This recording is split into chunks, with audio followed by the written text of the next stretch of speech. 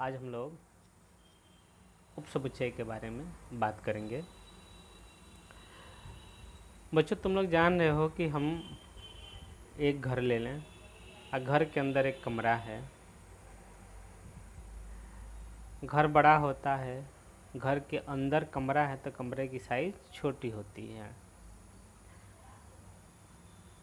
कमरे के अंदर जो रहता है वो घर के अंदर भी होगा,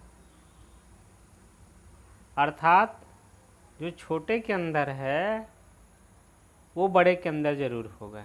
तो छोटे वाले को बड़े वाले का उपसमुच्चय कहते हैं। सीधी सी बात।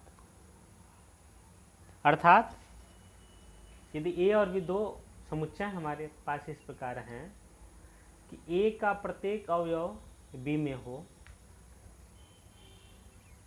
ए का प्रत्येक अवयव बी में हो, समुच्चय बी में हो, तो हम ए को बी का उपसमुच्चय कहते हैं। उप मीन्स होता है छोटा, जैसे सबसेट, यहाँ लिखा है सबसेट। डीएम एसडीएम, डीएम का मतलब डिस्ट्रिक्ट मजिस्ट्रेट, एसडीएम का मतलब सब डिस्ट्रिक्ट मजिस्ट्रेट, सब मीन्स छोटा। तो दिए गए सेट से ये छोटा जो होता है उसे हम उपसमुच्चय कहते हैं, सबसेट कहते हैं। इसे हम इस चिन्ह द्वारा प्रदर्शित करते हैं। इसे पढ़ते हैं A is the subset of B, या ए बी का उपसमुच्चय। गणितीय रूप में हम कहते हैं कि यदि समुच्चय का कोई अवयव है और वह बी में भी मिल रहा है, जबकि यह ए के प्रत्येक अवयव के लिए सत्य, ये फॉर ऑल होता है, प्रत्येक के लिए, तो हम कहेंगे कि A is the subset of B. जो छोटा होता है वो पीछे होता है, जिधर मुंह खुला रहता है उधर बड़ा वाला समुच्चय लिखा जाता है। यदि हम वेन आरेख से कहें तो बड़े गोले के अंदर, बड़े सर्कल के अंदर छोटा सर्कल हमने बनाया। सर्कल हम समुच्चय से को प्रदर्शित करता है। छोटे वाले सर्कल के अंदर जितने भी अवयव हैं हम देख रहे हैं कि वो बड़े वाले के अंदर भी होंगे, अर्थात ए छोटा हो गया, बी बड़ा हो गया। ए के सारे अवयव बी में हैं तो ए को हम बी का उपसमुच्चय कहते हैं। ए द सबसेट ऑफ बी। जब ए छोटा वाला उपसमुच्चय हो गया तो उस बड़े वाले को हम अधिसमुच्चय कहते हैं, सुपर सेट कहा जाता है, सुपर सेट कहते हैं। दूसरा, यदि y the subset of x है, इसका मतलब क्या हुआ तुम लोग बताओ कि y का प्रत्येक अवयव x में होगा। यदि y का कोई अवयव है तो वह x में भी मिलेगा, प्रत्येक अवयव के लिए, प्रत्येक के लिए। एग्जाम्पल ले लो, P में है A B E F G और Q में है बी ई जी। देख रहे हैं कि Q का प्रत्येक अवयव P में मिल रहा है तो यह इसके अंदर घुस गया, अर्थात Q जो है छोटा हो गया, तो Q को सबसेट कहेंगे P का, और इसे हम इधर पीछे की तरफ लिखेंगे।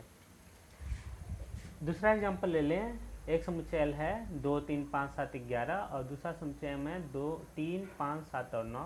यहाँ हम देख रहे हैं M का 3 5 7 तो L में है लेकिन 9 नहीं है। इसका मतलब है कि इसका एक अवयव है जो L में नहीं है, इसलिए M को हम L का उपसमुच्चय नहीं कहेंगे।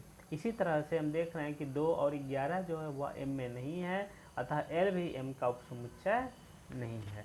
तीसरा एग्जांपल ले लें, a बराबर -101 और b हमें समुच्चय निर्माण भी दिया हुआ है कि x पूर्णांक हो और वह इसका हल हो। तो इसका जो हम हल करेंगे तो x 0 आएगा, 1 आएगा और -1 आएगा। हम देख रहे हैं कि a और b में सेम अवयव हो गए, अर्थात a के सारे अवयव b में हैं तो ये सबसेट ऑफ b हम कह सकते हैं।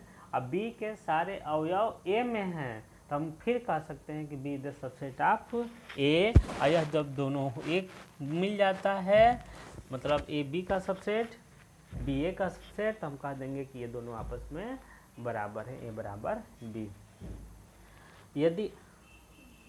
यदि ए और बी में कुछ एक, कम से कम एक अवयव का अंतर होता है तो ये हम बराबर वाला चिन्ह नहीं लिखते हैं।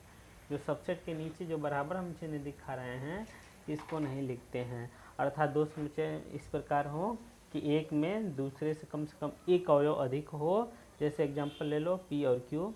P में राम मोहन गीता सीता है, Q में मोहन गीता है। इसका एक अवयव देखो, मोहन और राम और सीता इसमें नहीं है Q में, तो हम इसको उचित अगला समुच्चय है समतुल्य समुच्चय।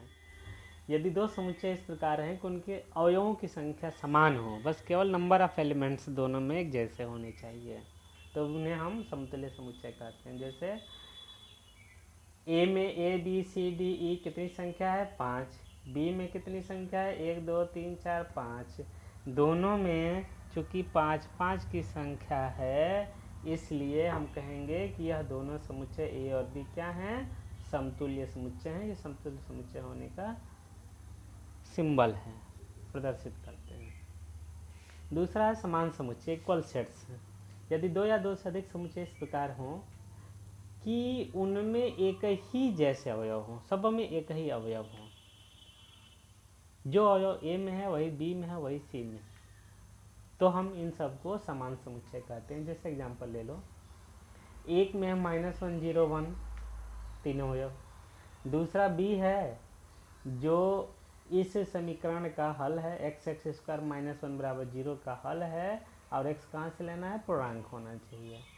सी हमारा है 1 0 -1 और 1, देखो 1 रिपीट कर गया दो बार रिपीटेशन समुच्चय में अलाउ नहीं है, तो इसको हम एक बार पढ़ेंगे। तब सी में भी 1 0 और -1 है, ए में भी -1 0 1 है, तो ए और सी में एक जैसे अवयव हो गए।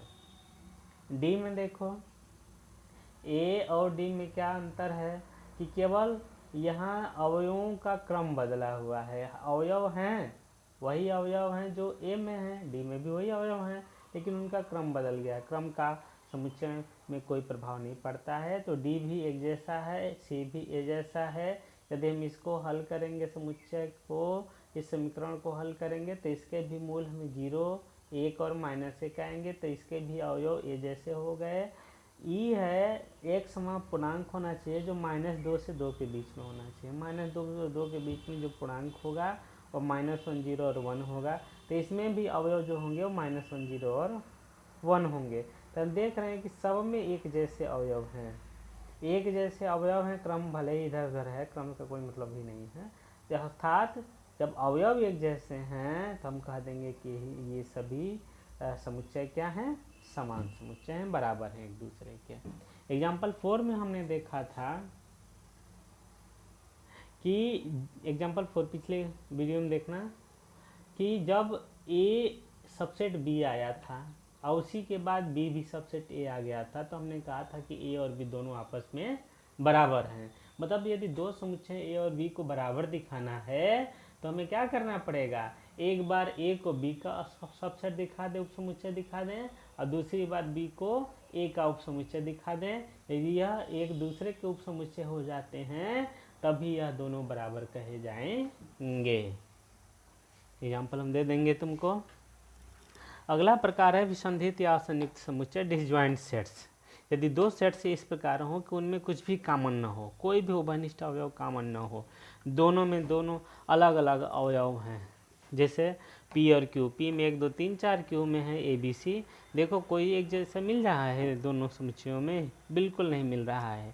एक फलों का समुच्चय है और एक जो है जानवरों का समुच्चय है, फल और जानवर दोनों अलग अलग हो गए, फल में जानवर नहीं आएंगे, जानवर में फल नहीं आएंगे।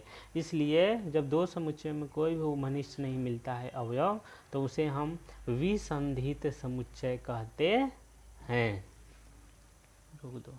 अगला समुच्चय है समष्टीय समुच्चय, यूनिवर्सल सेट। यदि कुछ समुच्चय इस प्रकार दिए गए हैं, कुछ समुच्चय दिए गए हैं और उनसे बड़ा हम एक समुच्चय अपने से बना लें, तो ये जो बड़ा हम अपने मन से बनाए हैं इसमें सारे दिए गए समुच्चय आ जा रहे हैं, तो इस बड़े समुच्चय को हम लोग यूनिवर्सल सेट कहते हैं। यूनिवर्सल सेट जो सबसे बड़ा हो, जो दिए गए हैं उनसे बड़ा हो। दिए गए सभी समुच्चयों को ध्यान में रख करके एक ऐसा समुच्चय लिखें जिससे सभी दिए गए समुच्चय उपसमुच्चय हों, तो इस नए समुच्चय को समष्टीय समुच्चय कहते हैं। इसे यू से दर्शाते हैं। ए बी सी डी दिए गए हैं, ए 3 5 7 2 4 6 8 1 4 6 9, और डी में 3 6 8 और 5 अवयव ये दिए गए हैं ए बी सी डी। इनसे बड़ा मतलब इनके अवयवों को हम ध्यान में रख करके और हम एक समुच्चय बना रहे हैं नया अपने मन से 1 से 10 तक, तो ए के भी सारे अवयव यू में हैं, बी के भी सारे अवयव यू में हैं, सी के भी सारे अवयव यू में हैं, डी के भी सारे अवयव यू में हैं। अर्थात A is the subset of U, B the subset of U, C the subset of U, D, इसलिए यू को हम यूनिवर्सल सेट कह देते हैं। वेन आरेख में जब हम ड्रा करते हैं तो समष्टि समुच्चय को हम आयत बना करके उसके ऊपर यू लिख दें ताकि यह यूनिवर्सल सेट को प्रदर्शित कर देता है, और समुच्चय को हम वृत्त से उसके अंदर आयत के अंदर प्रदर्शित करते हैं। जैसे हमने ये यूनिवर्सल सेट ले लिया और उसके अंदर हमें समुच्चय दिखाना है ए और बी, तो हमने एक वृत्त बना दिया, ए हो गया, और दूसरा वृत्त बना दिया हमें बी हो गया, और एक और वृत्त बनाना है तो इसे हम कह देंगे कि हमारा वृत्त समुच्चय सी है। समझ गए हम क्या दिक्कत है।